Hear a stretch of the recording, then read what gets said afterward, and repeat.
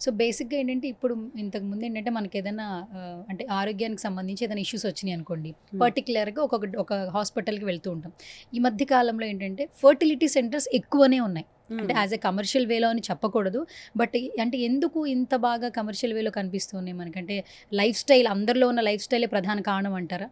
కాదు. Fertility centres ఎక్కువగా ఎందుకు గనిపిస్తున్నాయంటే, ఫస్ట్ థింగ్ ఇప్పుడు ఒక గైనకాలజీ ప్రాక్టీస్ చేసేవాళ్ళు ఇన్‌ఫర్టిలిటీ కపుల్స్‌ని ఏంటి అంటే, వాళ్ళకి టైం ఇవ్వాలి. అంటే ప్రతీదీ డీటెయిల్‌గా అడగాలి. ఇప్పుడు రాంగానే ఓకే. నీకు ఫీవర్ ఉంది. ఈ టాబ్లెట్ వేసుకో తగ్గిపోతది. అలా ఉండదనమాట. So, when we are dealing with infertility కపుల్‌ని డీల్ చేస్తున్నప్పుడు వాళ్ళకి ప్రాపర్ గైడెన్స్ ఇవ్వాలి. ఫస్ట్ వాళ్ళని కౌన్సిల్ చేయాలి. మీకేం ప్రాబ్లమ్ లేదు. ఆ పాజిటివ్ అట్మాస్ఫియర్ క్రియేట్ చేయాలి. టైమ్ స్పెండ్ చేయాలి. ఒక్కొక్క కన్సల్టేషన్‌కే we spend minimum of 45 minutes.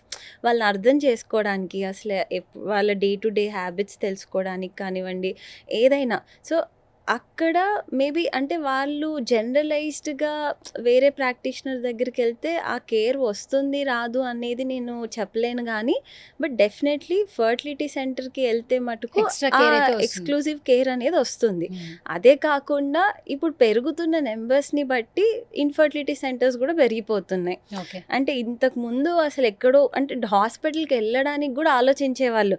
ఏం కాదులే అయిపోతుంది. అప్పుడు ఇవన్నీ లెవ్వు. నేచురల్‌గానే ఇప్పుడెందుకు హాస్పిటల్‌కెళ్ళడం అని చాలా లేట్‌గా వెళ్ళేవాళ్ళు. హ్మ్. ఎప్పుడో లైక్ పెళ్లైన 10 ఇయర్స్‌కో లేకపోతే 5 ఇయర్స్‌కో. ఇప్పుడు అలా వెయిట్ చేయట్లేదు. హ్మ్. 1 ఇయర్‌కి వాళ్ళకి ఇంత కమ్యూనికేషన్ అంటే ఈ టెక్నాలజీ వల్ల దే నో వెళ్ళాలి. మెడికల్ హెల్ప్ సీక్ చేసుకోవాలి అన్న అవగాహన అయితే వచ్చింది కపుల్స్‌లో.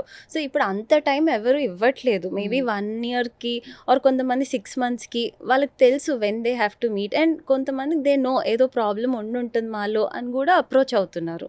సో, దానివల్ల గూడా సెంటర్స్ ఎక్కువయ్యాయని చెప్పొచ్చు.